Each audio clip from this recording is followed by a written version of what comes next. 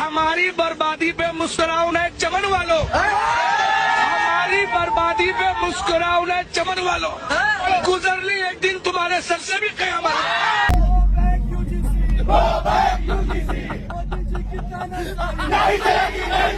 जो विरोध कर रहा है जिस बिल का सब हिंदू विरोधी है मैडम। मोदी जी का विरोध करना मतलब हिंदू विरोधी है। हिंदू विरोधी कैसे? तो जब बात करता है, जब मोदी जी किसान बिल लेके आया था तो हम लोग विरोध कर रहे थे, यही लोग नाम को हिंदू विरोधी बताया। आज ये लोग विरोध कर रहे थे, हम लोग हिंदू विरोधी बताएंगे। साहब की सरकार यूसीसी बिल लेकर के आएगी और इस देश के कट्टर हिंदू सनातनियों को एक तोहफा देगी, लेकिन साहब यूसीसी की जगह यूजीसी लेकर के आएंगे। तुमने गलत सुना, उसमें मेरी गलती है। मैंने बोला था यूजीसी लाएंगे। इस प्रकार के नियम लाकर कहीं ना कहीं हिंदुओं को आपस में तोड़ने का कार्य किया जा रहा है। मैं इस बात को समर्थन नहीं करती हूँ कि अगर मोदी जी कर रहे हैं तो अच्छा कर। कान खोल के सुन लो, अगर इसने यूजीसी को वापस नहीं लिया, धूल चटा देनी बीजेपी की सरकार को। कि जिन्हें यूजीसी कानून से दिक्कत है वो पाकिस्तान चले जाएं, क्योंकि जो राम को लाए थे हम उनको लाएंगे। और यूजीसी कानून का विरोध करने का मतलब मोदी का विरोध करना, और मोदी विरोधी मतलब देश विरोधी। हाँ भाई, कैसी लगी?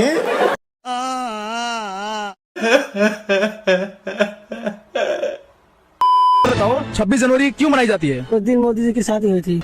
मेरे को जानता नहीं। कंट्रोल।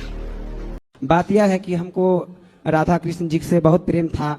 जब हम गए तो हमको राम नाम का दीक्षा दिया, तो क्या करे गुरुजी, राधे राधे जपे या फिर राम राम ही जपे? राधा कृष्ण और सीता राम में कोई अंतर नहीं होता बेटा, भगवान के नाम बहुत सारे हैं। रुको जरा। अच्छा एक बात बताओ, एक आदमी है वो डॉक्टर है, वही आदमी पहलवान है। जब वह अखाड़े में खड़ा होगा तो लोग उसे क्या नाम देंगे? पहलवान। पहलवान। ठीक है। जब वह क्लिनिक में मरीजों का इलाज कर रहा होगा तो क्या नाम देंगे? इंजीनियर। इंजीनियर। वो कौन सी चीज है जिसकी वजह से बीजेपी आपको लगता है छत्तीसगढ़, राजस्थान, एमपी जीत गई? जिस तरह का मीडिया नरेंद्र मोदी जी को मिला है, ऐसा मीडिया आप हमें 1 महीने के लिए दे।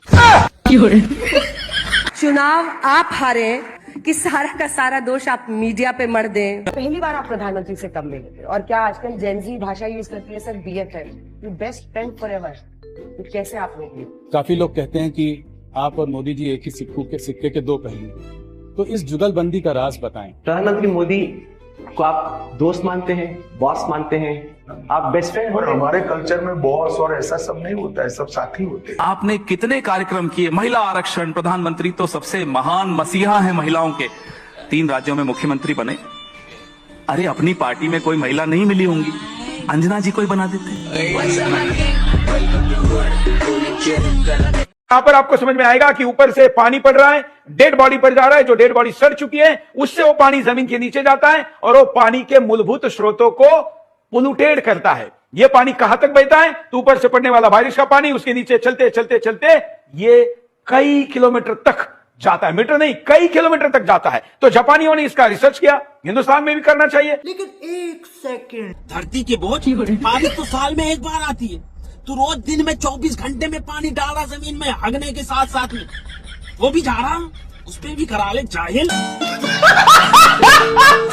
फ्लैशबैक। और आज ईमानदारी से उसका उपयोग हुआ होता तो मेरे मुसलमान नौजवानों को साइकिल के पंक्चर बनाकर की जिंदगी नहीं गुजारनी पड़ती। नॉर्दर्न जोन से आ रही हैं सिमरन महराज, कंप्यूटर ऑपरेटर और प्रोग्रामिंग असिस्टेंट के लिए जम्मू कश्मीर से। आमंत्रित कर रहे हैं साकिब हमीद को जम्मू कश्मीर से, कंप्यूटर ऑपरेटर और प्रोग्रामिंग असिस्टेंट के लिए। नाजिया सैयद गोजर लाली हमारी अगली अवार्डी, शॉर्ट्समैन के लिए आपको आज पुरस्कृत किया जा रहा है। आप जम्मू कश्मीर से हैं। नहीं, ऐसा नहीं हो सकता। भारत का राष्ट्रीय पक्षी क्या है? मोदी। भारत की खोज किसने की थी? मोदी जी। गजब आदमी है यार। ये हनुमान जी को उड़ना किसने सिखाया था? मोदी। आगरा का ताजमहल? मोदी बन। कितने तेजस्वी लोग हैं हमारे पास, कितने शानदार विचार रखते हैं। पैसा बड़ी अजीब चीज है यारो। पैसा ज्यादा हो तो लोग रेत देखने भी दुबई जाते। आपका आदेश हो तो तुम्हारे इस बकलोली के सेंटेंस को मैं पूरा कर देता हूँ।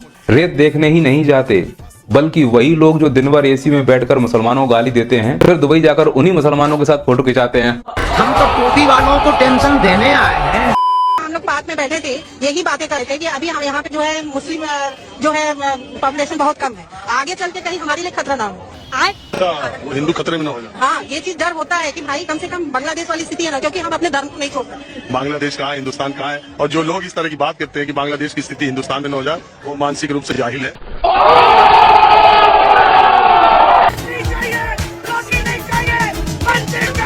रुको जरा, सबर करो। हिमाचल में भाजपा नेता से 2 करोड़ रुपए की रंगदारी मांगी थी। मैं तो सो रहा था, मेरे पड़ोसियों ने और मेरे बच्चों ने जो बात सुनी वो 3 राउंड थे और हमारे कैमरे में भी क्या दिया, गोली चलाते हुए 2 करोड़ रुपए की फिरौती मांग रहे हैं। जो रोहिंग्या बांग्लादेशी है, जो ममता बनर्जी चाहती है कि इस देश में आए, आप एक बार बंगाल में भाजपा की सरकार आने दीजिए, फिर हम बताएंगे कि बांग्लादेशी रोहिंग्या लोगों को कैसे निकाला जाता है इस देश से। लेकिन एक सेकंड, हिंदुओं की नहीं है, मैं बोल रही हूँ, कोई भाजपा सरकार हिंदुओं की नहीं है, हिंदुओं का कोई नहीं है।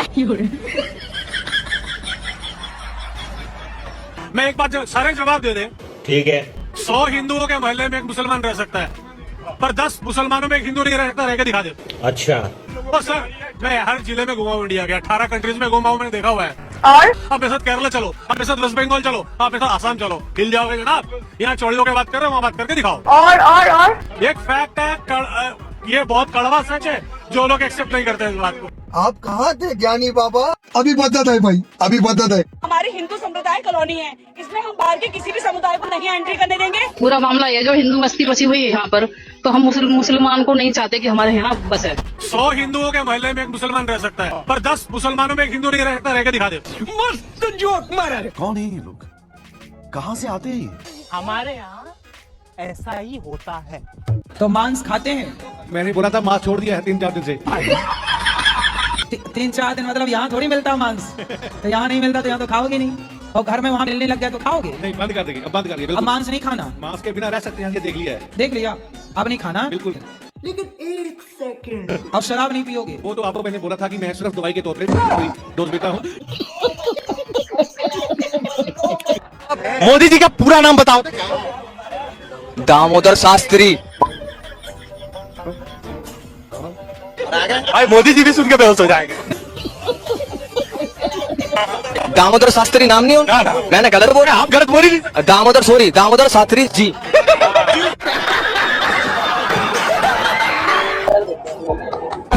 लगाया था ना, आराम से